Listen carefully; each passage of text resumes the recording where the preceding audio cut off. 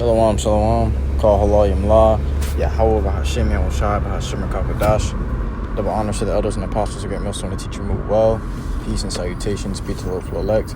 That's how I'm coming at you from the province of Babylon, camp here in Tampa, Florida. This lesson is going to be going into an end time headlines article.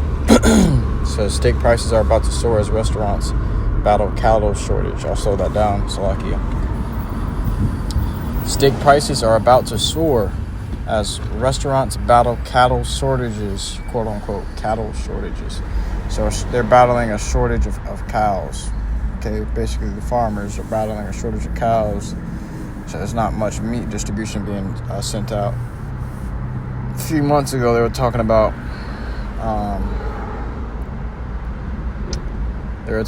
how this, whatever the hell it was, bird flu could spread to the cows. There could be a shortage of meat and beef because of the bird flu. But now they're saying there's an actual shortage on cows. So you see the agenda here. You see the message. They're trying to, they're trying to orchestrate a famine. Burnt down all these chicken warehouses.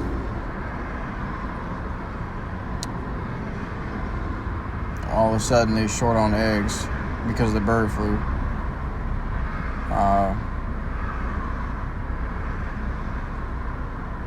Now they short on cattle. Like, how the fuck? It's not really clicking, Yeah, the cows ain't fucking no more. Or something ain't right. Somebody killing the cows. Somebody ain't selling. Something's not going right in America, and it could be the Lord really smiting them. Okay, with the lack of cattle and the lack of chicken but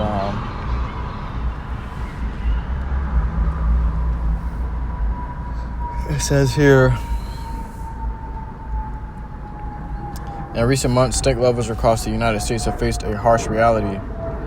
The cost of their favorite cuts is climbing, and experts warn that relief may not be on the horizon.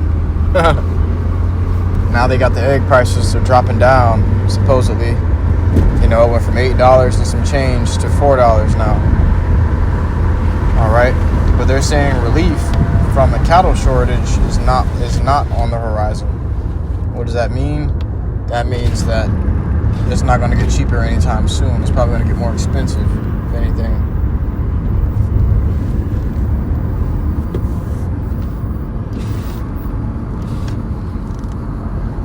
A combination of shrinking cattle supplies and rising operational costs has sent beef prices to unprecedented levels, leaving restaurants and consumers grappling with the fallout.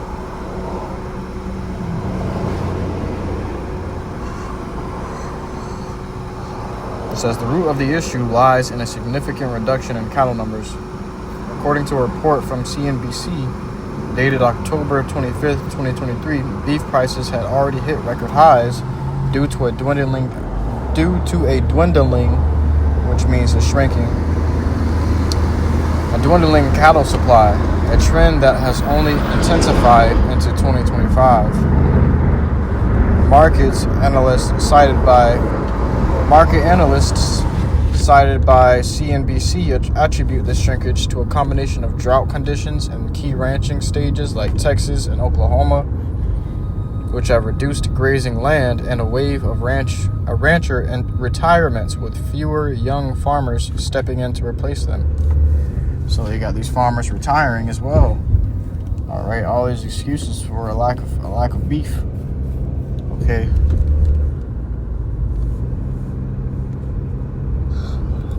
It says the cattle herd is at its lowest level in decades, one expert told CNBC, noting that rebuilding the population could take years.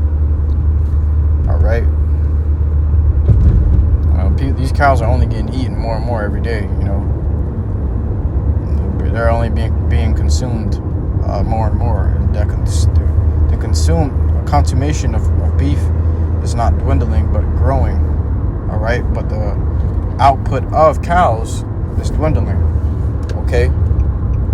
that means shortage on milk, shortage on dairy, on cheese, on your ice cream, your beef.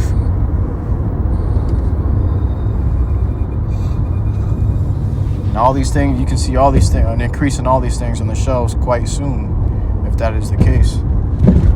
Okay.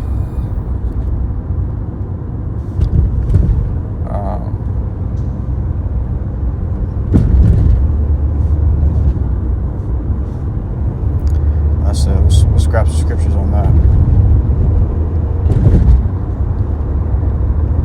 Touching bases on the ranchers retiring. It says in the book of Ecclesiastes, chapter 12 and verse 3, "In the day when the keepers of the house shall tremble," all right, and these ranchers and these farmers, they are the keepers of the house. All right, they keep the house going because they're constantly supplying it with food, supplying it with cattle, okay, pork, chicken, whatever. They got the cattle, the herds, the stock, the animals. All right, and that's what's being put on the shelves for the whole country to eat. If there was no keepers, all right, if there was no ranchers, no farmers,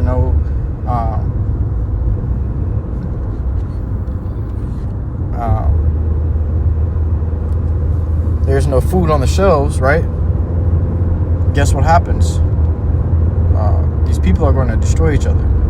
These people are going to get down and busy with each other because there's no food.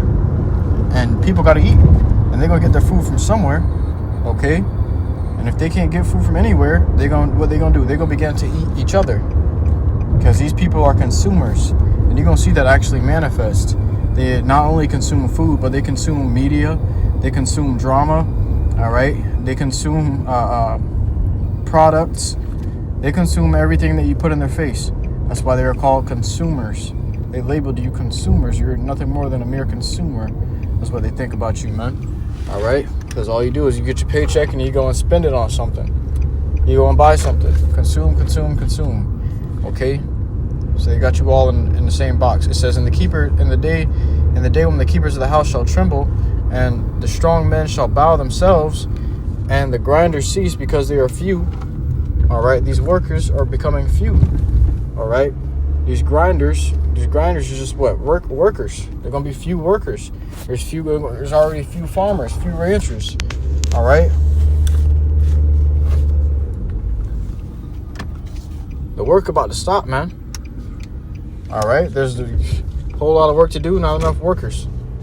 It says, and the grinders cease because they are few, and those that look out of the windows be darkened, and the doors shall be shut in the streets when the sound of the grinding is low, and he shall rise up at the voice of the bird, and all the daughters of music shall be brought low. It ain't gonna be no joy going on in here. Ain't gonna be no more blasting music in the streets and having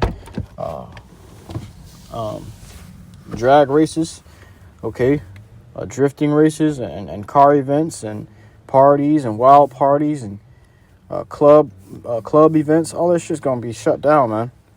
People gonna close their doors. If you ever see one of the old movies with those towns, those little towns in the desert or whatever, in the middle of the desert or some shit, okay, and someone dangerous comes through there, and you see everybody shut their door in the streets, and everything gets quiet, and it's almost like a ghost town because everybody's quiet and in their house and looking out the window. That's what's gonna happen to America, man. Okay, that's what's coming to America.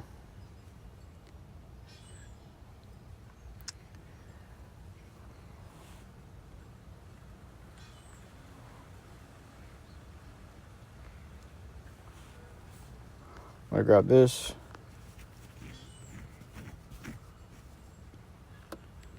In the book of 2nd Ezra, chapter 6 and verse 20. Verse 22, and suddenly shall the sown places appear unsown. The full storehouses shall suddenly be found empty. So full storehouses is going to be out of nowhere. Out of nowhere, these full storehouses is going to be emptied.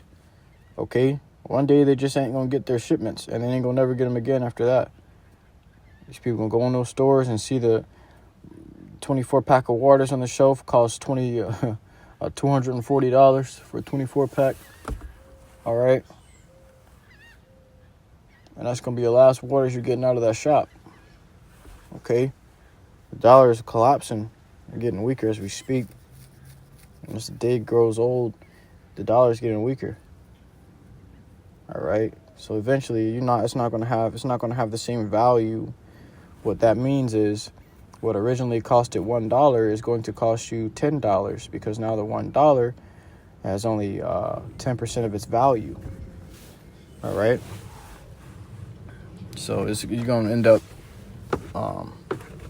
spending a whole lot of money quite fast. You're going to end up using up all your savings. There's a video about a family, a middle class. I wouldn't say middle class, a high-end middle class family. They got their cars, they got their kids, and dance recital and whatever. It's a video on YouTube about how do I say it? How do I say it?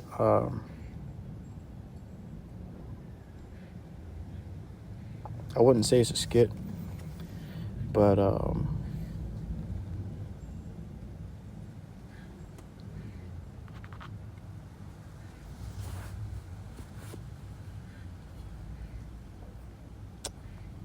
it's a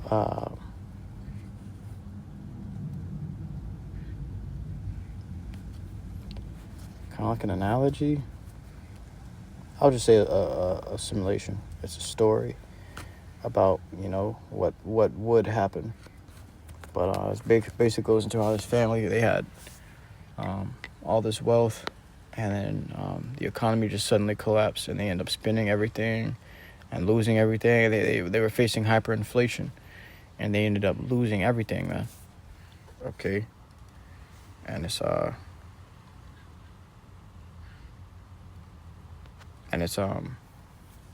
the reality of things.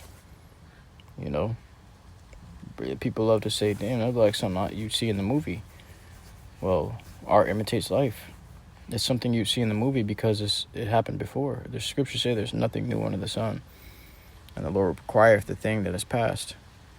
So the things that happened before come up again. That's why you're seeing movies about it. Man, it looks like something that happened in a movie. I ain't never seen nothing like that happen in real life. Well, guess what? Get ready to start believing, nigga. If you don't believe it, get ready to believe. All right? We're coming to a time where everybody gonna believe. Okay? There's gonna be so much going on that they're gonna believe that anything could happen at this point.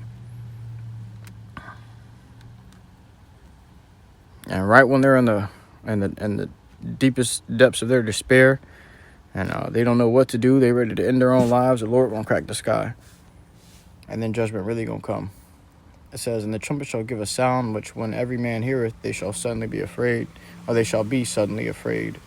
At that time shall friends fight one against another like enemies, and the earth shall stand in fear with those that dwell therein. The springs of the fountains shall stand still, and in 3 hours they shall not run. All right? The Lord gonna put a spirit out on the earth for people to just be killing and destroying each other, stripping each other of their resources, stripping each other of their own lives. Okay? And you're going to be looking like, why are people doing this to each other? Why is this happening? Well, the Lord got the power to put the spirit on you to do what he wills. Okay? And you can't really do anything about it. Scriptures say, for who hath resisted his will? The Lord put a spirit on King Nebuchadnezzar to become like a beast, eating the grass in the field, man. Lost his understanding, lost his reasoning. All right? Hair grown thick like an animal, nails grown thick like eagles. Eagle talons.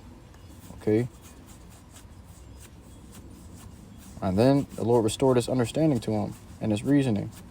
He got back up on his feet and went back to rule in his kingdom. The Lord brought a king to the form of a beast to prove that the Lord can set anybody up over the earth. He ruleth in the kingdom of men, and he setteth up over it the basest of men. Okay? But that's just going to show you the Lord can put the spirit on you to do anything. Lord had a spirit on you out here thinking that you fucking high priest poobah and shit, man. So like, forgive my French. But the Lord put a spirit on you thinking that you the highest priest, okay? That you the strongest man in the world that ever lived. The Lord will have you thinking that you are Him, that you are God. The Lord will have you thinking that you're an angel or a demon, you know, or a monster, you know. The Lord will bug you out in your mind. You don't understand what kind of world the Lord can put you in your mind alone. Whosoever remaineth from all these that I have told thee shall escape. And the Lord said, whoever remains from all these things that are coming. That means a lot of people's going to die. That's a great number of people who are going to die. That the scripture had to say, whoever remains, who's ever left over after this great slaughter. It says, whosoever remaineth from all these that I have told thee shall escape and see my salvation and the end of your world, which is only going to be the elect. Scriptures say, like as a wave is greater than a drop. Many are going to perish, and few are going to be saved. Scriptures say, he that endureth to the end, the same shall be saved. All right, so you got to have good endurance. You see these old people jogging to build their endurance so that they can extend their lifespans. But you need to be jogging in this truth. You need to be running the race, okay, and hoping to finish. That you may obtain the crown, you know. We're trying to obtain an incorruptible crown. These old people just want to live a little longer, but we're trying to live forever. Okay, so there should be no pressure for you to keep striving in this truth, man. All right, they're about to come with it with famine and pestilence and all sorts of diseases. Okay, and you just got to be ready to take it on the head, man. You know, do not fear. If you get afraid, you're going to start getting affected by these plagues. But if you believe in the Lord, YAHAWASHI, you will not be affected. Okay? The Lord said he hath great care for his elect. So, if you know you're doing what you got to do for the Lord, you shouldn't be worried. Call HALAL YAHAWAH, BAHASHAM, truly this experience that lesson was edifying to you, who listen to truth sincerity. Till next time, Yisrael, I say Shalom.